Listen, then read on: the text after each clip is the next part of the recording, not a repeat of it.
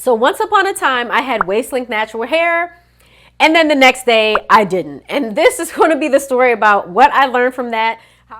And sorry about the mic, but y'all gonna see it. So I'm gonna see.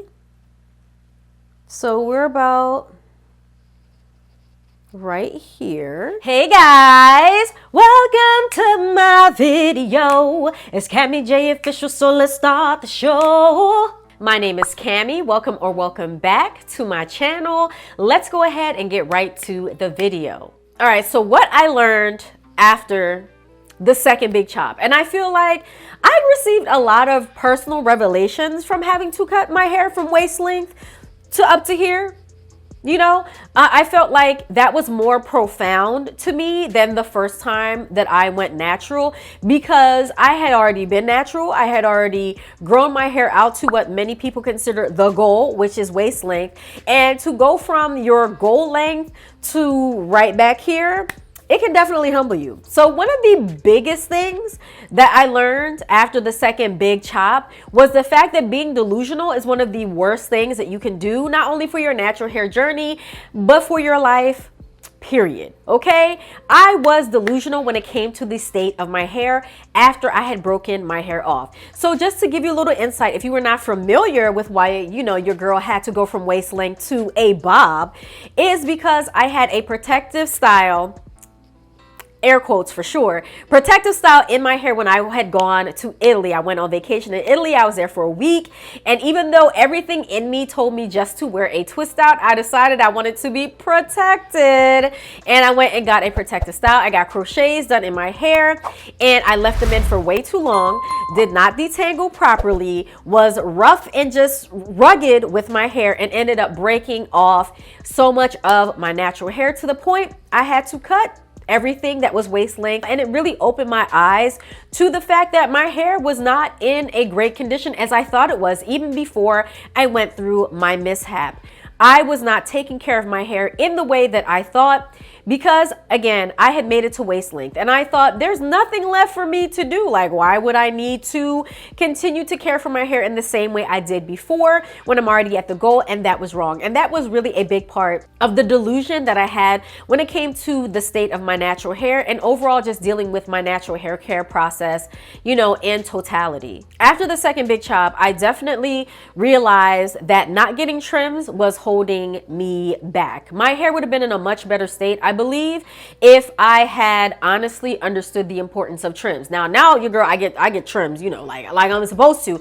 But back then, before I did the second big chop, I really wasn't getting the trims because I was so pressed for the length. So that is one big thing I took away after the second big chop that really opened my eyes, especially now that I'm on this journey back to waist length natural hair, is the fact that trims are a crucial part of hair care, and my hair cannot do without it. Like y'all, before my second big chop, I was just letting my ends go, and my ends looked like they had been chewed on by like 10 little chihuahuas. My ends were ate up. They were ate up, and I'm fine with admitting that, because now I know that, you know, of course I've come a long way and doing better and getting trims like I'm supposed to, and going to a hairstylist to get my hair trimmed and evaluated. But back then I was just like, psh, whatever, we don't need to get trims. And you do. Trims are such a crucial part. And now that I'm on my journey back to waist length after that second big chop 2.5 years ago, it has been like a totally different head of hair for me, because I'm doing the things that I'm supposed to be doing that I didn't do during my first big chop. So that was a eye opener, right? And it also made me realize that a lot of people are afraid to get trims because they know the state that their hair is in. Like, they know, okay, when you see all this breakage and damage and you go to the hairstylist, you probably feel like, you know what, she's gonna probably end up taking off like 3-4 inches. And that can make people, you know, a little discouraged and not want to go through with getting the trims like they're supposed to, because they are trying to get to that length, right? They're trying to get to that length. They're trying to get to that goal, and they don't want anything to stand in front of it. But I'm here to let you know that having healthy hair is way better than having long damaged natural hair, which was exactly the state my hair was in before I did the second big chop. Long hair is cool, and there is absolutely nothing wrong. Let me tell y'all this. There's absolutely nothing wrong with you wanting to have a certain aesthetic when it comes to your hair. I really dislike when people say, oh, black women are obsessed with long hair. Black women, you know, long hair, long hair. There's nothing wrong with you wanting to have long hair. I see other races, they like long hair as well. So what is wrong with black women saying, I want long hair too? Especially when we are just as capable of growing long hair ourselves. I don't think that there's anything wrong with somebody saying, I want long hair. And I feel like people need to stop coming down on people who want to go on a hair growth journey. But while I'm on that topic, I want to let you know that healthy hair is better than long hair, right? Because you do not want to have long damaged hair. I have been there and it is no fun. So another thing I've learned after the second big chop is the fact that less is more. I found out after my second big chop that less is more, and my hair is better because of it. I did a video on my channel talking about how I tried the no oils, no butter movement that basically took YouTube by storm like over the past 3 years. You know, a lot of people were mad about that. You know, had a lot of things to say because they didn't want to let go of their shea butter and their raw oils and all of that. So I did a video here. I'm going to link it in case you want to go and watch that. But after doing that no oils, no butter challenge thing, I realized that I was doing way too much. I was doing way too much to my natural hair. I was overloading it with too much products. I was overloading it with the wrong type of product. I wasn't even listening. I wasn't even listening to what my hair was trying to tell me. If I try a product for 3 months straight and my hair is giving 0% cooperation, it's giving breakage, it's giving tangles, it's giving we're about to fall out, then I need to listen to my natural hair and start providing it with the things that it is telling me that it likes. I was doing, you know, too many styles, trying too many different things, just putting too many things in my hair that my hair didn't like. And I learned to simplify my natural hair routine down to the bare bones. When I say down to the bare bones, I mean shampoo, condition, deep condition occasionally when it needs to be done, a leave-in conditioner, and a styler. That was it. I did not need to do 50,000 different things. I didn't need to cut up raw onions and, you know, rub them on my scalp. I didn't need to boil rice water and put it in my hair or any of that. I didn't need to do any of those things. I needed to walk it all the way back to the bare minimum and the very basic things that I know my hair needs. And it was just like an epiphany, guys. Like my hair started to react in a way that she has never acted like before because now I'm feeding her the things that she likes. Another thing I learned after my second big chop was the fact that I needed to take my time.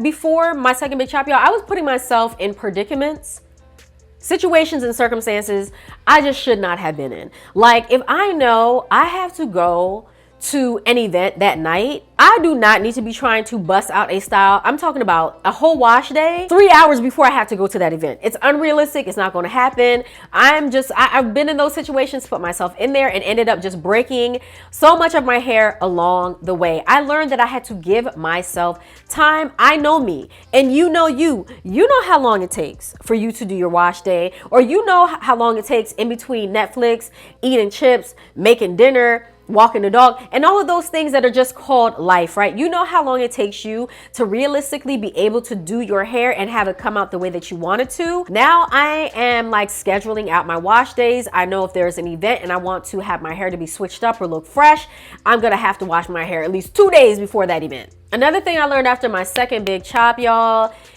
is honestly to appreciate my hair. I have gained such a greater appreciation for her than I had the first time I big chopped. Like, I don't know what I was thinking the first time I big chopped, and you know, that time in between with abusing her and using her and you know, but I've learned to just have a greater appreciation and love and affection for my hair that I did not have before. Again, I'm telling you, having to cut my hair from waist length to a bob and messing up my hair myself and having to be the one to take that responsibility, I had no one else to blame. I knew it was me.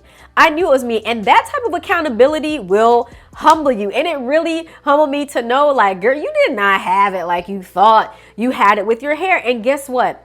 Everyone is prone to making mistakes and having mishaps and having things happen to their hair out of the blue. It is called a journey for a reason. Journeys are not always smooth. It's not always point A to B. Sometimes it's going to be like, you know, it's going to look like the stock market. You're going to have highs, lows, and then you're going to have crashes, and that is perfectly okay. But it just gave me a deeper appreciation for my hair, understanding that, you know, I need to take care of it, and I wanted to take care of it, and I wanted, you know, my hair to grow back and to be even healthier and even stronger than before. So this is currently where my hair is now. Hold on, let me take this out. You guys are probably going to see my mic there, but that's okay. But we have come a long way from that second big chop. So I am definitely happy with where my hair is now. And sorry about the mic, but y'all gonna see it. So we're gonna see.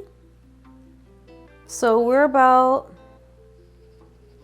right here. But yeah, guys, that is it for this video about what I learned after my second big chop and on my way back to healthy waist length natural hair. I thank you so much for sticking with me, and I hope you liked this video. If you did, please give it a thumbs up. Also, please consider subscribing to my channel, clicking on that notification bell so that way you know whenever I post more videos. But as always, thank you so much for watching. Stay blessed, stay safe, and I will catch you in the next video. Bye.